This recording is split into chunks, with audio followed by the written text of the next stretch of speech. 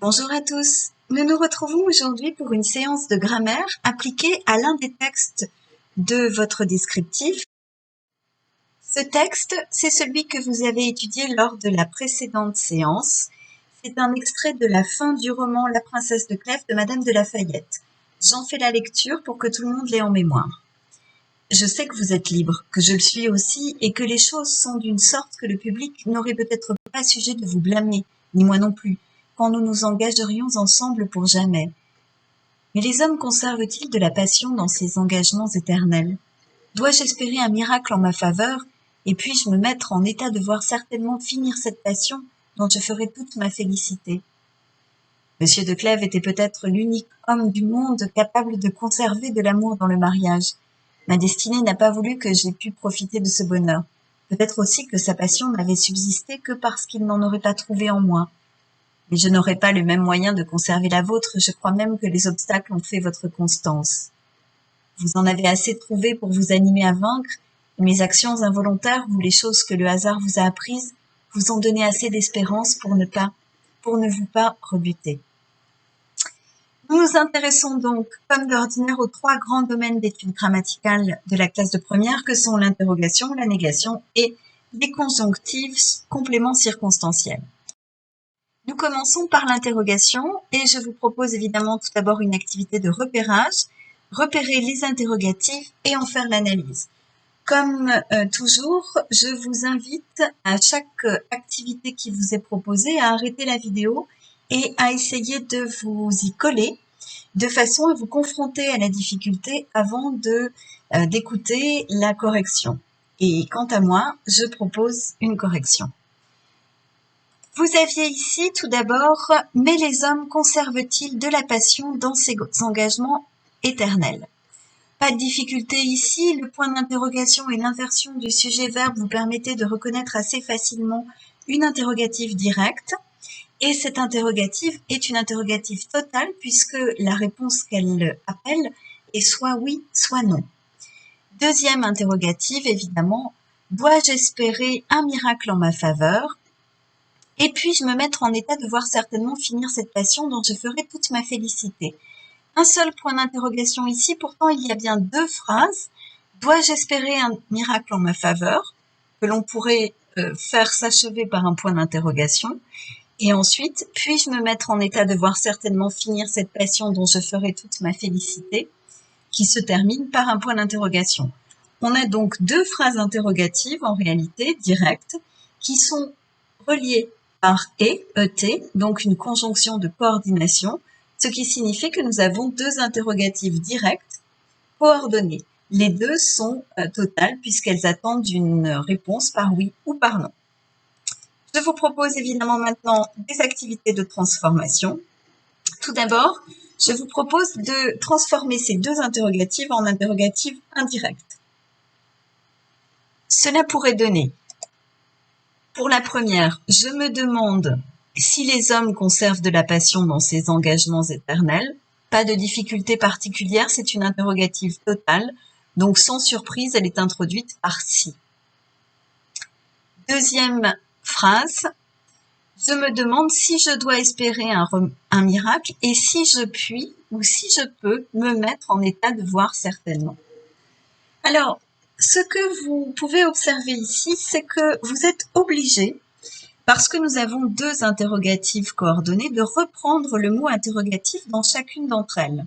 Je ne peux pas écrire « je me demande si je dois espérer un miracle et je peux me mettre ». Donc, je dois reprendre le « si » pour chacune des interrogatives.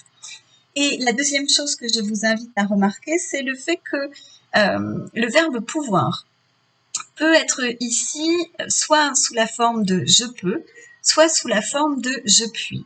Je puis, c'est la même chose que je peux, c'est-à-dire que c'est le verbe pouvoir à l'indicatif présent, et c'est simplement une forme un petit peu plus soutenue, plus distinguée de la conjugaison.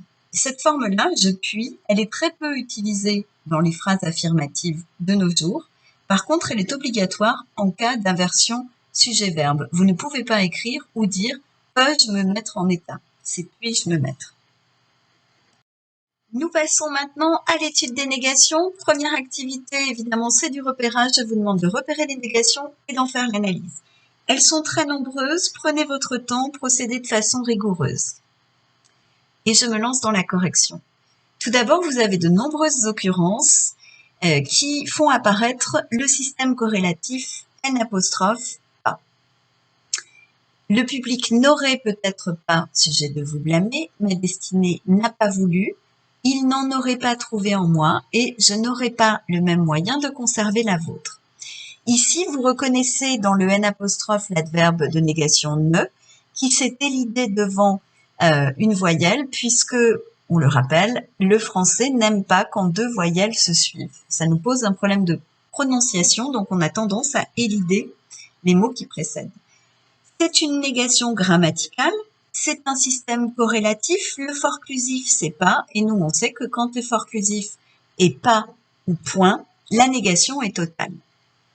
Deuxième type de négation, c'est ne pas. Même analyse que plus haut pour ne vous pas rebuter.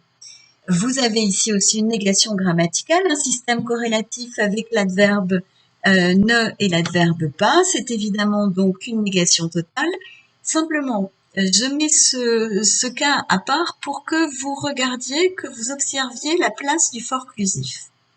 Aujourd'hui, si vous prononciez cette phrase, si vous créiez cette phrase, vous auriez tendance à dire, et j'aurais tendance à dire, vous ont donné assez d'espérance pour ne pas vous rebuter.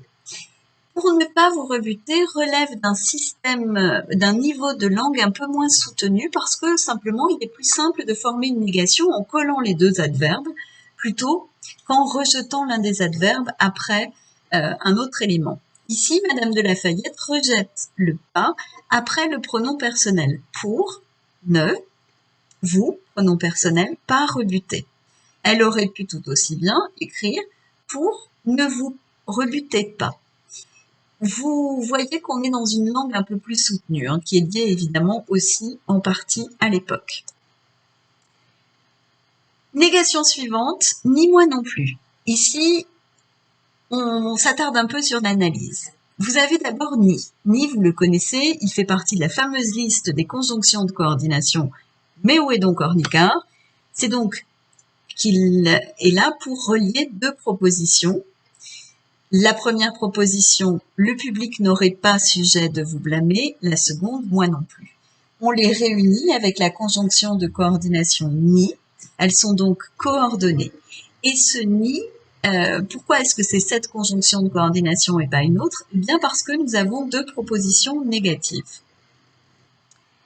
Moi non plus, vous pourriez très bien écrire à la place de moi non plus, je n'aurai pas l'objet sujet de vous blâmer. Donc, le non plus, ici, va remplacer tout le groupe verbal. Aurait sujet de vous blâmer. En fait, ce non plus, c'est une locution, les deux mots peuvent pas être séparés, que l'on utilise systématiquement quand on reprend, quand on enchaîne deux négations. Pour la deuxième négation, on utilise ce non plus. Je ne suis pas retournée à l'école depuis 2 mois, vous non plus. Je ne suis pas heureuse de cette maladie qui se balade sur Terre, et vous non plus. Dernière négation que vous avez pu trouver, sa passion n'avait subsisté que parce qu'il n'en avait pas trouvé en moi. Il n'en aurait pas trouvé en moi. Vous avez là encore une négation grammaticale, vous repérez l'adverbe ne. Par contre, ici, le forclusif n'est pas le même que plus haut, puisque ici, c'est que. Et vous vous souvenez, on avait vu déjà ce cas de figure en cours, c'est ce qu'on appelle une négation restrictive. En fait, cette négation, elle n'est pas vraiment négative.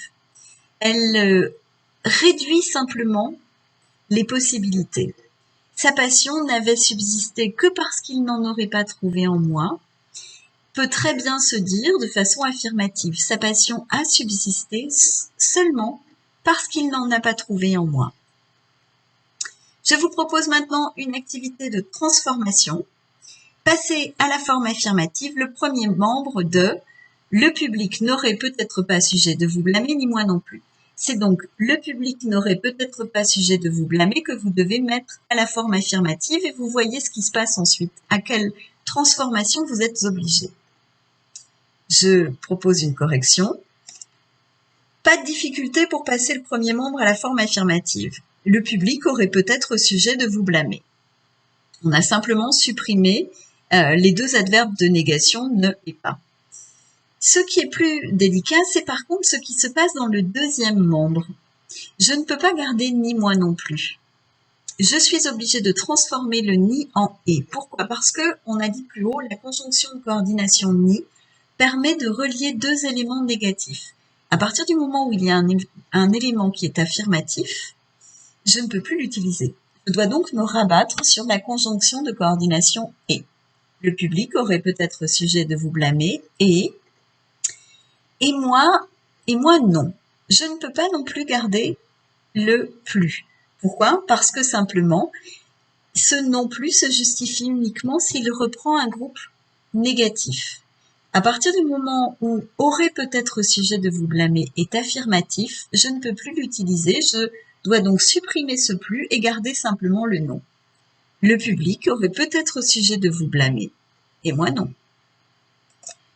Dernière activité de transformation à propos des négations, mettre à la forme négative le passage surligné en jaune qui vient de s'afficher à votre écran. Dois-je espérer un miracle en ma faveur et puis-je me mettre en état de voir certainement finir cette passion? Cela donnerait « Ne dois-je pas espérer un miracle en ma faveur et ne puis-je pas me mettre en état de voir certainement finir cette passion ?» Ce que vous constatez ici, c'est que vous êtes obligé, bien entendu, d'appliquer le système corrélatif, qu'il soit ne pas ou ne point, à chacun des verbes, montrant bien qu'il y a deux questions ici et non pas une. Nous nous intéressons maintenant à l'analyse des subordonnées circonstancielles avec un repérage à effectuer. Donc, repérer les subordonnées circonstancielles, en faire l'analyse. Je vous propose la correction suivante. Il y a deux subordonnées circonstancielles. La première, quand nous nous engagerions ensemble pour jamais. Elle est introduite par quand, donc spontanément, on a envie de dire que c'est une circonstancielle de temps. Sauf que si vous essayez de la paraphraser, vous trouvez plutôt « il ne trouverait pas sujet de vous blâmer, ni moi non plus, si nous nous engagions ensemble ». Donc il s'agit davantage d'une indication de condition, d'une subordonnée de condition qu'une subordonnée de temps. Et deuxième subordonnée, parce qu'il n'en aurait pas trouvé en moi, pas de difficulté ici, la subordonnée est introduite par parce que, dont le E s'élide devant la voyelle, et il s'agit évidemment d'une subordonnée circonstancielle de cause. Je vous propose maintenant une activité de transformation. Il s'agit de transformer les passages surlignés en bleu de façon à faire apparaître des subordonnées circonstancielles. Premier passage, vous êtes libre que je le suis. Donc vous vous débrouillez pour que dans ce passage se retrouve une subordonnée circonstancielle. L'un des deux membres doit devenir une subordonnée circonstancielle. Même chose dans « Les hommes conservent-ils de la passion dans ces engagements éternels ?» et même chose dans « Vous ont donné assez d'espérance pour ne vous pas rebuter ». Je vous propose la correction suivante. La première phrase deviendrait « Vous êtes libre comme je le suis » et nous avons là une subordonnée de comparaison comme je le suis. Le deuxième passage deviendrait « Les hommes conservent-ils de la passion quand ils sont face à ces engagements éternels ?» Et là encore, vous voyez qu'on peut hésiter entre subordonnée de temps ou subordonnée de condition. J'aurais tendance à pencher ici pour la subordonnée de condition, mais les deux réponses me paraissent pertinentes du moment que vous expliquez. Et pour la dernière, vous ont donné assez d'espérance pour que cela ne vous rebute pas. Et c'est une subordonnée circonstancielle de but introduite par pour que. Nous en avons terminé pour aujourd'hui. Vous avez évidemment droit, parce que vous avez bien travaillé, à votre citation concernant la grammaire. C'est une très belle citation aujourd'hui qui ne me donne pas le beau rôle, mais tant pis, j'accepte d'endosser ce vilain rôle qu'elle m'offre, simplement pour la beauté et de la citation et de l'œuvre dont elle est extraite. C'est une citation d'Antoine de Saint-Exupéry, extraite du Petit Prince. Les grandes personnes m'ont conseillé de laisser de côté les dessins de serpents boa, ouverts ou fermés, et de m'intéresser plutôt à la géographie, à l'histoire, au calcul et à la grammaire. J'accepte donc le vilain rôle de la grande personne et je vous souhaite une excellente journée.